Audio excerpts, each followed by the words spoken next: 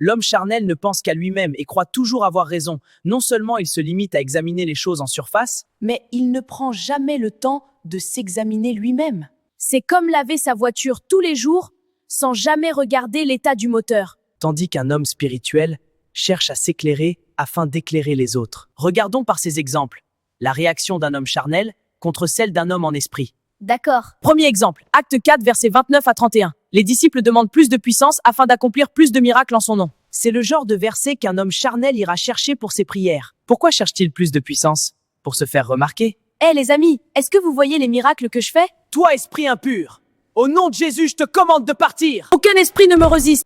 Leur cœur recherche avant tout ce qui nourrit la chair. En revanche, un homme en esprit est une personne qui craint Dieu et qui fait attention à ne pas blesser son prochain, même par erreur. Un homme en esprit se demandera s'il en est capable de posséder une telle puissance. Quel impact et quelles conséquences cela peut-il avoir sur lui et sur son environnement? Il comprendra alors que posséder un tel pouvoir peut le rendre orgueilleux. Ou le pousser à monnayer les guérisons et les prophéties. En ce moment, il ne sera plus en train de faire l'œuvre de Dieu par amour, mais par intérêt personnel. Il refusera donc cette puissance si son cœur n'est pas prêt, afin de travailler son orgueil, de se détacher de l'amour du matériel et d'apprendre à aimer son prochain. Waouh, bravo! Qu'est-ce que c'est beau! Même s'il avait cette puissance, le jour où il se rendra compte que son cœur a changé, il préférera se retirer pour un temps, Afin de remettre de l'ordre dans sa vie spirituelle et de revenir à Jésus. En vérité, un véritable homme spirituel ne regarderait même jamais ce verset, car il sait que la puissance se cache dans la sainteté. Chaque jour pour lui est une occasion de se purifier davantage. Deuxième exemple, Romains 8, verset 1. Il n'y a donc maintenant aucune condamnation pour ceux qui sont en Jésus-Christ. Qu'est-ce que ça veut dire? Je suis chrétien et j'ai accepté Jésus, donc je ne suis plus condamné parce que Jésus a tout payé pour moi à la croix. Si tu pèches, es-tu condamné ou pas?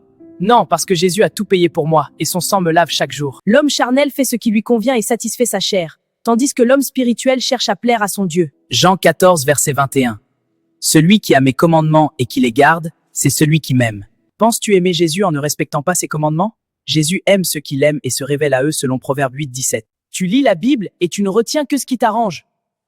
Comment peux-tu plaire à Dieu en péchant? Troisième exemple, Matthieu 11, 28. Venez à moi, vous tous qui êtes fatigués et chargés, et je vous donnerai du repos. Je n'arrive pas à manger. Rien ne va dans ma vie. Les gens m'ont trop fait du mal, vraiment que Jésus m'aide.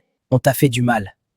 Et toi, n'as-tu pas fait également du mal aux gens? Tu viens voir Jésus afin qu'il te décharge des problèmes du monde. Pourtant, Jésus est venu afin que tu aies la vie.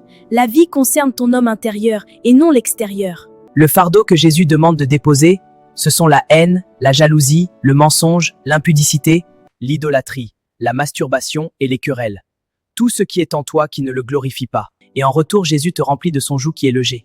Il s'agit de l'amour, la joie, la paix, la vérité. Quand Jésus dit qu'il est le chemin, il parle en esprit. Le chemin dont Jésus parle est quelque chose d'invisible, c'est spirituel. Et un homme charnel voit le chemin comme quelque chose de physique. Pour lui, puisqu'il connaît Jésus, il connaît le chemin. Et comme son voisin ne connaît pas Jésus, alors son voisin est perdu. Entre-temps, Jésus le cherche dans le spirituel et ne le voit pas. Il est confortablement assis dans le monde physique. Le chemin dont Jésus parle, c'est la vérité, l'amour et la droiture en toi. Et si ton voisin les a donc, Jésus connaît ton voisin? Ne lisons plus la Bible pour satisfaire nos désirs charnels, mais lisons-la pour nous remplir spirituellement.